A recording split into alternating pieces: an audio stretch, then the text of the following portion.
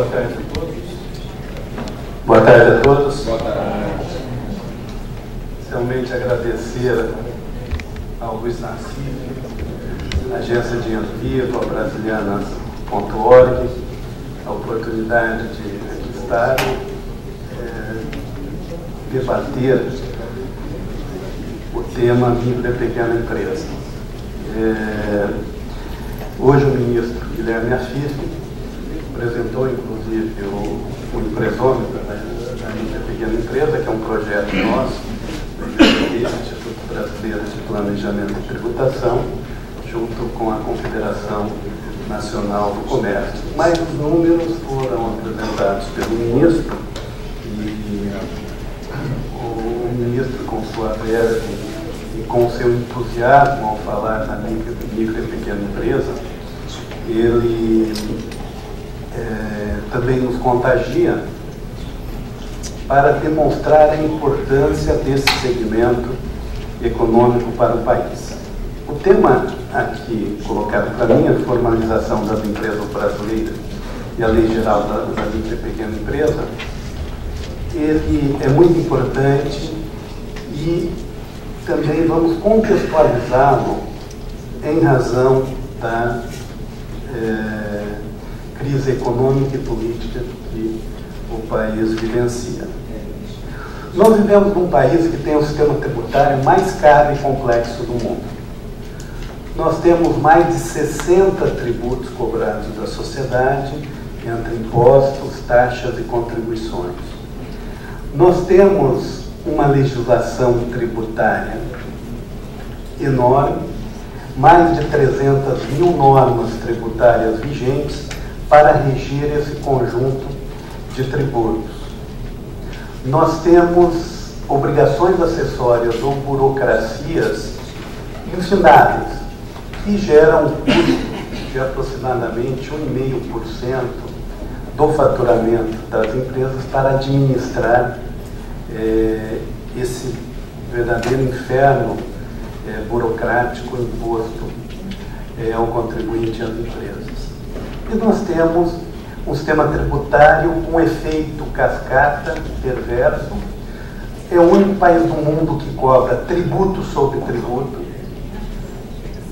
Só para relembrar, então, a multi-incidência ou efeito cascata é a incidência reiterada do tributo ao longo da cadeia, o efeito cascata horizontal.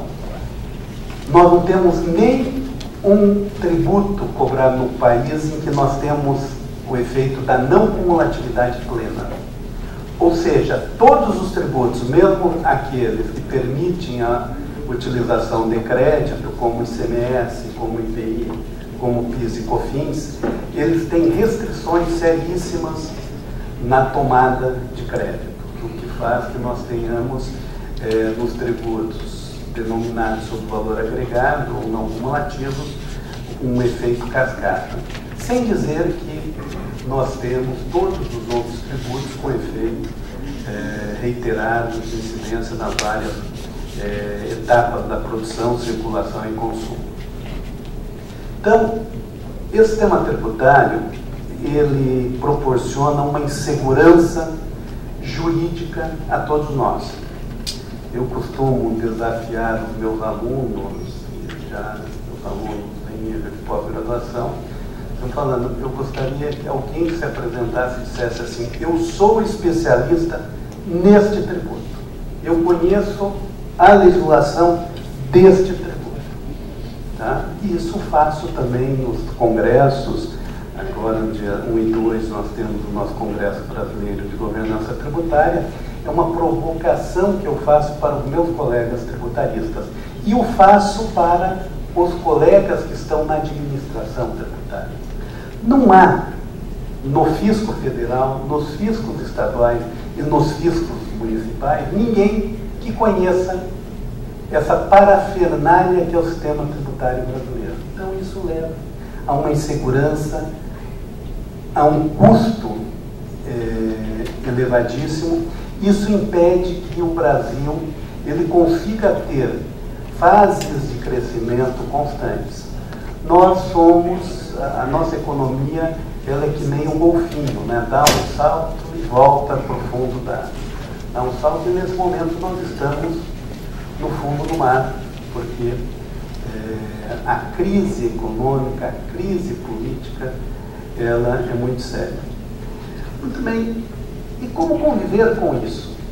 De um outro lado, nós temos um segmento econômico denominado micro e pequenas empresas, um segmento muito pujante, um segmento de mais de 5 milhões e meio de empresas, um segmento de uma empregabilidade que provavelmente o Sebrae deva ter colocado de manhã, a empregabilidade desse segmento, um segmento em que a inovação ela é presente, é um dos temas a seguir, falar da inovação em micro e pequena empresa, um segmento ágil. Esse segmento que tem a Lei Geral da Micro e Pequena Empresa, em que vocês sabiam quantas combinações, alguém sabe quantas combinações tributárias tem para a legislação do Simples Nacional, que é a mais simples, a legislação mais simples que nós temos de todo o aparato. Alguém sabe quantas combinações tributárias são? Em termos de legislação, base de cálculo de alíquotas? São poucas, mais de 100 mil combinações tributárias na lei. Os seus 6 anexos, e assim por diante. Então, se nós estamos falando da legislação mais simples, que ela é complexa, então imagine para outra. Agora, apesar de todo esse ambiente nosso, apesar de todos os problemas, a micro e pequena empresa, ela tem se formalizado, tem crescido. O empresário, de uma maneira geral, eu gostaria até de desmistificar uma afirmação que foi dada lá no final dos anos 90, que no Brasil, de cada R$1 que se arrecada, é sonegado. Isso não é verdadeiro. Gente, a sonegação no Brasil, em 2004, representava 32% da arrecadação tributária. Em 2009, 5 anos depois, ela já havia caído para 21%, 22%. E no estudo que o IBPT vai divulgar agora em setembro sobre sonegação tributária, essa sonegação está por volta de 17% da arrecadação. Ou seja, se fala que é uma sonegação. Não, o empresário não é sonegador. Existe sonegação aqui no Brasil como existe em qualquer outro país. Hoje o Brasil não é mais campeão em sonegação, mesmo porque o aparato de fiscalização permite que o governo e seus órgãos de fiscalização controlem a nossa conta corrente bancária, controle tudo aquilo que nós compramos, seja em termos de imóveis e automóveis, controle os nossos cartões de crédito. Ou seja, nem que se queira se dar grande sonegação. E, ademais, num sistema em que nós temos substituição tributária, regime monofásico de contribuições, grande parte da arrecadação é feita lá na fonte. Imposto de renda na fonte, PIS/COFINS na fonte, imposto de renda do CSL na fonte, ISS na fonte, tudo é na fonte. Ou seja, o que sobra para os fiscos fiscalizar é um menor, é um número pequeno de empresas. Então, hoje nós temos um aparato tecnológico de cruzamento de informações, o fisco federal, o fisco aqui de São Paulo, o fisco municipal, ele consegue cruzar automaticamente as diversas operações. Então, não há sonegação em nível tão relevante quanto os governantes propagam. Isso é importante para dizer. Agora, é importante dizer que existe inadimplência tributária muito elevada. Qual é a diferença? Sonegação, o agente não quer pagar o tributo, ele não declara o tributo. Na inadimplência, não. Ele declara que deve, só que ele não tem condições econômicas de pagar. E nesse momento de crise, a inadimplência tributária está se elevando, e aqui eu posso fazer uma afirmação, que virá um novo refis. Vai vir um novo refis para quê? Para socorrer aquelas milhares de empresas ou milhões de empresas que estão nos refis passados e que não estão mais conseguindo pagar, e um novo refis para socorrer esses milhares ou milhões de empresas que não estão conseguindo nesse momento pagar a carga tributária. E o que é importante falar em formalização das empresas brasileiras, Lei Geral da Micro e Pequena Empresa? A Lei Geral da Micro e Pequena Empresa é um grande marco. Tá? Se não fosse a Lei Geral da Micro e Pequena Empresa, se não fossem as alterações ocorridas, a inclusão de novos setores na Lei Geral da Micro e Empresa, nós teríamos certamente 40% a menos de empresas, em termos reais, efetivos, não são aquelas empresas que estão só no papel. Neste momento, quais são as empresas que proporcionalmente estão mantendo empregabilidade? As micro e pequenas empresas. As médias e as grandes estão demitindo. E quem está segurando? Aonde hoje um trabalhador que saia depois de 10, 15 anos de uma grande empresa, aonde ele tem maior probabilidade de trabalhar? Numa micro e pequena empresa. Está crescendo, que é um segmento dinâmico, em que normalmente formado por famílias, e aí vai para a profissionalização. E uma coisa que eu vejo, eu acho, desculpe o termo que eu vou usar aqui, mas acho muito estúpido falar, é que a micro e pequena empresa, ela é beneficiária de vantagens. Micro e pequena empresa não é beneficiária de vantagem. Porque no sistema da lei do Simples Nacional, apesar de ser o melhor sistema tributário, impacto, a micro e pequena empresa paga a sua contribuição e depois ela tem que pagar ICMS, substituição, tudo que é pago na cadeia anterior dela compõe a base de cálculo sobre a qual ela vai aplicar a sua alíquota progressiva. É importante dizer, é o único segmento de atividade econômica que tem alíquotas progressivas de incidência tributária. Nós só temos o imposto de renda pessoa física, com poucas alíquotas, mas a micro e pequena empresa, se ela aumenta qualquer valor de receita que ela faz crescer, ela pula de alíquotas. Então, e a formalização, apesar dos defeitos que existem diante dessa visão míope da micro e pequena empresa, é um segmento que se formaliza. Estamos fazendo agora pelo empresômetro um levantamento da mortalidade. Tá? Nós temos a mortalidade proporcional muito maior dos outros segmentos. Nós temos, em termos de criação de empresas, vejam o seguinte, se são micro e pequenas empresas, nós temos ainda um pequenino crescimento na formalização de novas empresas. Se não é micro e pequena empresa, nós temos queda em relação ao ano passado, em determinados segmentos, de mais de 50% na geração de novos negócios. Nós monitoramos a criação de filiais. Normalmente quem tem filiais são as empresas de maior porte. Não existem micro e pequenas empresas que têm filiais e tal. Mas o crescimento das filiais, nós não estamos com crescimento de filiais. Nós estamos com redução. Tá? As grandes redes de varejo, varejo no sentido amplo, seja supermercados, hipermercados, seja confecções, calçados, perfumaria, etc., estão reduzindo o número de estabelecimentos, coisa que a gente não vê na micro e pequena empresa.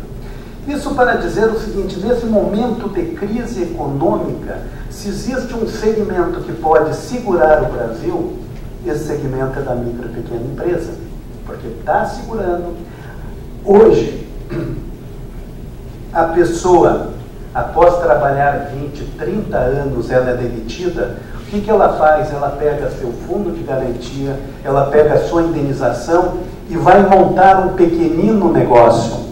E vai dar, primeiro, vai manter a sua família com aquilo, e vai dar mais um emprego, 2 empregos, 3 empregos, 4 empregos. Então, esse é um segmento econômico que continua com a formalização. Nós precisamos um aumento desse limite da Lei Geral da Micro e Pequena Empresa. E veja, esse aumento de limite que está sendo buscado e está para entrar em pauta do Congresso Nacional, é o contrário que eles falam, vai derrubar em 11 bilhões a arrecadação do governo federal. Isso não é verdadeiro, gente. O que derruba a arrecadação são as empresas que estão quebrando. É o desemprego. Isso efetivamente derruba a arrecadação. E aqui, desse dia em que o impostômetro atinge 1,3 trilhão em arrecadação, ou seja, até hoje já foram arrecadados 1 trilhão e 300 bilhões de reais, nós não temos queda de arrecadação. Nós temos queda tirando a inflação, mas o crescimento nominal da arrecadação, ela continua, tanto é que são 10 dias de diferença deste ano para o ano passado. Agora, o que essa queda que o governo fala? É porque ele estimou que a arrecadação seria muito elevada, fez gastos em cima de uma arrecadação que era notória, que não se efetivaria, e ontem a presidente da República disse que o grande erro dela foi subestimar ou não ver a crise econômica. E então é porque o Brasil é o único país que inverte a lógica do conceito de orçamento público. Qualquer lugar do mundo, orçamento público é fixação de despesa e previsão de receita. Aqui no Brasil não, ao contrário. É fixação de receita e previsão de despesa. Então, isso traz problemas importantes. E uma outra coisa, viu, Nassif, é importante a gente falar, quando a gente fala de micro e pequena empresa, não existe nenhuma grande empresa, nenhuma média empresa que sobreviva sem micro e pequena empresa. As grandes empresas, se não tiverem os grandes canais de vendas das grandes e médias empresas, são as pequenas empresas. Então vamos imaginar as grandes marcas de bebidas, as grandes marcas de produtos de limpeza, de alimentos, etc.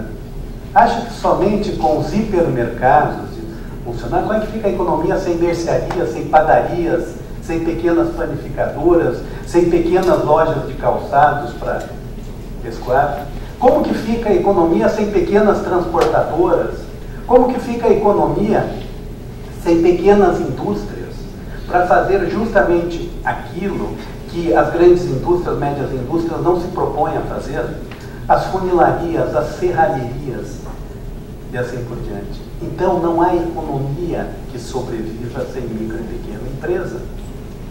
Então a formalização ela tem crescido, mas é importante se acender muito mais luzes. Se nós temos um caminho nesse momento para superar a crise, passa necessariamente por 5,5 milhões de micro e pequenas empresas, que representam mais de 50% do emprego formal desse país, por empresas que, apesar de ter uma participação no total da receita bruta de todas as empresas, elas recolhem proporcionalmente mais do que... Vocês sabiam que a micro e pequena empresa, ela recolhe mais tributo proporcionalmente do que uma média ou uma grande empresa? Já tiveram isso? Que proporcionalmente, quando a gente pega a carga tributária sobre a micro e pequena empresa, sobre o valor agregado, uma micro e pequena empresa recolhe mais do que banco. Tá? Uma micro e pequena empresa, ela recolhe mais do que grande parte de setores comerciais. Ela recolhe mais do que grande parte de setores de serviços. Porque a microempresa, ela paga uma tributação sobre o seu faturamento, mas paga toda a tributação que vem embutida nas compras que ela faz. E isso compromete. Então, neste momento, é importante nós focarmos a questão da micro e pequena empresa, desmistificando uma série de falsos fatos, e nós colocarmos isso porque a formalização da micro e pequena empresa é o caminho para a gente superar esta crise. Só para afindar, agora com a Mariana, eu estava num evento sobre a unificação do PIS e COFINS. Da COFINS, que é um grande debate que se tem, o governo fala que vai encaminhar uma proposta para simplificar o cobrança de PIS e COFINS, para causar neutralidade, para ter neutralidade fiscal. Eu vou dizer o seguinte: a proposta do governo faz com que 500 mil empresas que estão no Simples tenham que sair do Simples, porque eles não vão ter competitividade, porque não vão poder transferir os créditos que hoje transferem na aquisição de seus produtos, mercadorias e serviços. E vai condenar 1.500.000 empresas que estão no lucro presumido a pagar mais do dobro da tributação hoje de PIS e COFINS. Então, a proposta do governo é um golpe muito sério sobre a lei geral da micro e pequena empresa. Então, isso é importante se falar, porque esse é um momento que a gente não pode mais ouvir falar em aumento de carga tributária, gente. Nós já tivemos mais de 10 aumentos de carga tributária este ano. Nós tivemos PIS e COFINS na importação. Nós tivemos agora a volta, a reoneração da folha de pagamento.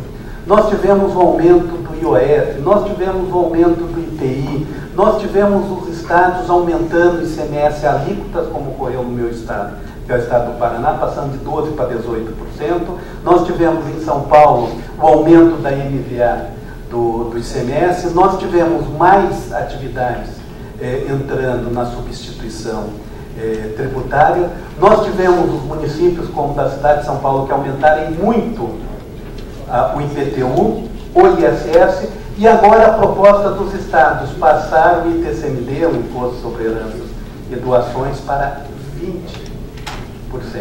e aumentar o ICMS sobre óleo diesel. Então, nós não podemos mais, porque é de novo aquela. Os nossos governantes, eles querem verdadeiramente matar a galinha de ovos de ouro. Eles querem abrir a barriga da galinha para ver se ali dentro tem um monte de ovos de ouro. Não querem esperar essa galinha produzir, essa galinha gerar os ovos de ouro. E vocês estão vendo o índice de falências cresceu nos últimos tempos. Veja, nós já tivemos aumento de 50% do desemprego, nós tivemos aí um índice de mortalidade das empresas, é algo assim muito comum. Então falar em aumento de carga tributária, não. O que nós temos que fazer é em benefício. Eu acho que a ampliação da lei geral da micro e pequena empresa, os limites do Simples nacional, seria uma boa medida para que a gente possa dar maior musculatura para esse segmento tão importante da sociedade, ajudar o país a superar a crise. Muito obrigado.